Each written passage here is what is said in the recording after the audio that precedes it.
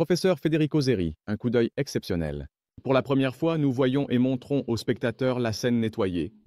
C'est-à-dire, nous montrons la véritable scène. Ce que l'on voyait auparavant, c'était une énorme superposition de restauration, d'ajouts totalement illicites, qui dissimulait la structure merveilleuse de cette œuvre. Qu'est-ce qui a changé? Eh bien, tout d'abord, ce qui a changé, c'est la structure lumineuse, qui est double. C'est un fait extraordinaire, hein? Il y a une source lumineuse derrière le Christ, derrière les trois grandes et immenses ouvertures de la salle, à travers lesquelles filtre une lumière crépusculaire. Cependant, les figures au premier plan, le Christ et les apôtres, sont éclairées par la gauche, c'est-à-dire par la lumière réelle, qui entrait dans la salle par les fenêtres situées sur le côté gauche. C'était donc la véritable fenêtre d'une salle. À quoi servait-elle? C'était le réfectoire du grand couvent des pères dominicains de Santa Maria del Gradi, une église que Ludovico il Moro, le duc, avait placée sous sa protection et dans laquelle il souhaitait que soit située sa propre tombe et celle de son épouse Béatrice d'Este. Le réfectoire avait déjà été décoré auparavant. Ils ont donc fait appel à d'autres artistes. Un peintre lombard, Donato da Montorfano, avait été appelé. Il a réalisé, en la signant, la grande crucifixion placée sur le mur en face de la scène de Leonardo.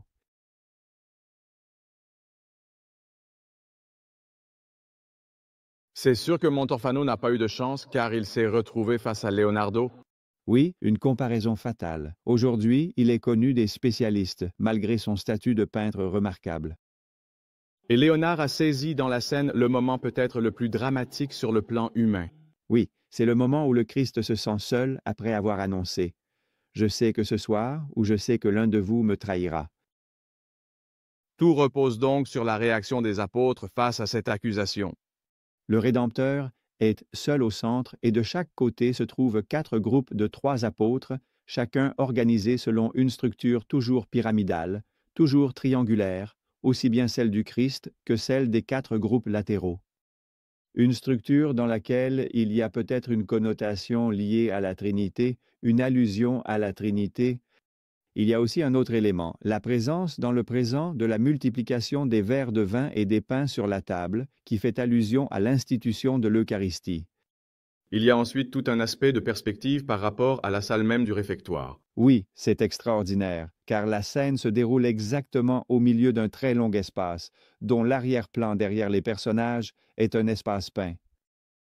La profondeur de cet espace, si l'on calcule les caissons du plafond, est identique à celle de l'espace réel qui se trouve en face de la scène.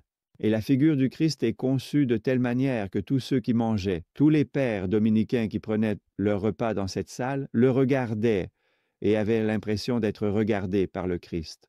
Dites-moi, professeur, Leonardo a-t-il beaucoup travaillé à la préparation de cette fresque? Ah oui, certainement. Il y a eu de très nombreuses études préparatoires et beaucoup de réflexions. Existe-t-il des dessins? Oui, il y a 2 dessins, l'un au château de Windsor et l'autre à l'Académie de Venise, dans lesquels on suppose qu'il y a les premières idées pour cette scène, des idées qui sont complètement différentes, car il manque cette composition centrale, et il manque surtout, du moins en partie, ce jeu extraordinaire de reflets. Dans celui de Venise, qui est peut-être le plus tardif, on voit déjà certaines figures semblables à celles de la fresque. Et puis nous avons de nombreuses études sur les figures. Nous avons par exemple, Bien sûr, sur les expressions. sur les expressions, nous avons une magnifique figure de Judas, dans un dessin conservé au château de Windsor où se trouvent également d'autres dessins représentant d'autres têtes d'apôtres, mais naturellement une fresque de ce genre impliquait des centaines de feuilles qui ont été perdues.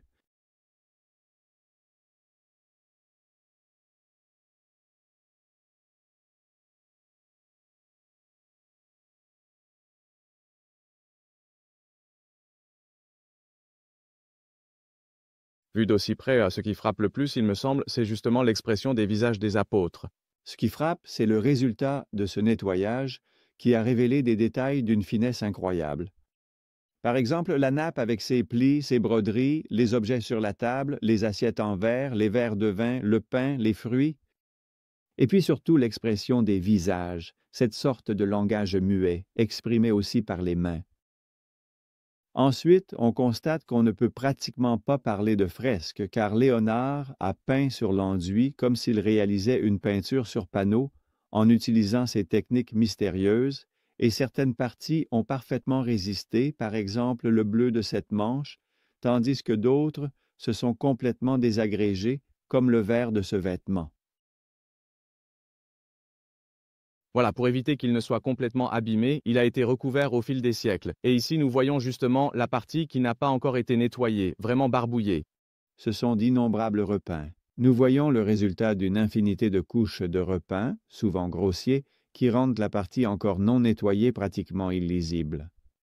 On voit maintenant que ce qu'on appelait la scène de Léonard était en réalité le résultat de ceux qui y avaient mis la main au fil des siècles. La partie nettoyée est complètement transformée. C'est stupéfiant. Regardez par exemple la table, on voit que dans la partie à nettoyer, on ne distingue presque rien. On n'arrive même pas à comprendre de quels objets il s'agit. Oui, c'est magnifique. Et puis les lumières. Regardez les lumières sur les visages. Oui, c'est vraiment un... On comprend maintenant l'admiration que cette fresque a suscitée au cours des premières décennies. En juin 1506, après 6 ans d'absence, Léonard revient à Milan.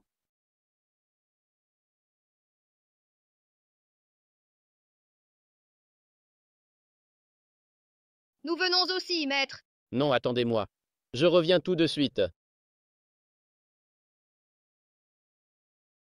Les sous-titres que vous voyez ici ont été méticuleusement créés par la communauté Amara.org, une plateforme innovante et collaborative qui permet aux utilisateurs du monde entier de contribuer à la création de sous-titres. Cette initiative vise à rendre les vidéos accessibles à un public plus large, en surmontant les barrières linguistiques et en favorisant une meilleure compréhension interculturelle. Eh bien, il semble que nous soyons arrivés à un point où nous commençons vraiment à exagérer. Imaginez cela. Même lorsque nous sommes assis tranquillement à une table, nous trouvons des moyens de repousser les limites de ce qui est considéré comme raisonnable. C'est comme si, peu importe la situation, il y a toujours une tendance à aller au-delà des attentes normales, que ce soit dans un contexte social, professionnel ou même personnel. Cette exagération peut se manifester de différentes manières, que ce soit par des actions, des paroles ou des comportements qui semblent dépasser les bornes habituelles. En fin de compte, cela nous amène à réfléchir sur les raisons pour lesquelles nous ressentons le besoin de toujours en faire plus, même dans des situations où cela pourrait ne pas être nécessaire. Peut-être est-ce un reflet de notre désir incessant de nous surpasser, de prouver notre valeur ou simplement de défier les normes établies. Quoi qu'il en soit, cette tendance à l'exagération nous pousse à réévaluer nos priorités et à envisager les conséquences de nos actions dans un monde où l'équilibre est souvent difficile à maintenir. Allez, avec ce truc-là. Allez. Père Agostino, s'il vous plaît, aidez-moi à préparer l'autre table. On ne peut plus vivre ici, et on ne mange même plus, on ne mange plus. 2 bonnes années auparavant, le réfectoire a été fermé pour faire cette peinture-là. Et maintenant, tout le monde ici à peindre et à dessiner comme si on était à l'école. C'est un endroit pour manger. L'école, ça se fait sur les bancs. Et je vous dis que cette peinture-là est un vrai malheur. En attendant, il faudrait y faire une porte directe avec la cuisine. Oui, une porte. Oui, parce que la nourriture en hiver arrive ici à moitié froide, on ne peut même pas la manger. Et le père prieur dit « patience ». Mais patience, mon œil. C'est une école pour étudier, peut-être? Et puis ils disent que ce n'est pas joli, tout le monde là dehors, à midi, dans le cloître, en train de manger. Mais ce n'est pas lui, Leonardo, le maître?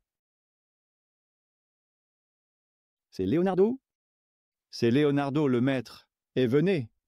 Ce qui arrive aux grâces se produit peut-être encore davantage dans l'église de San Francesco Grande devant la Vierge au rocher. Mais les tableaux dans le monde furent davantage étudiés, imités. Le maître!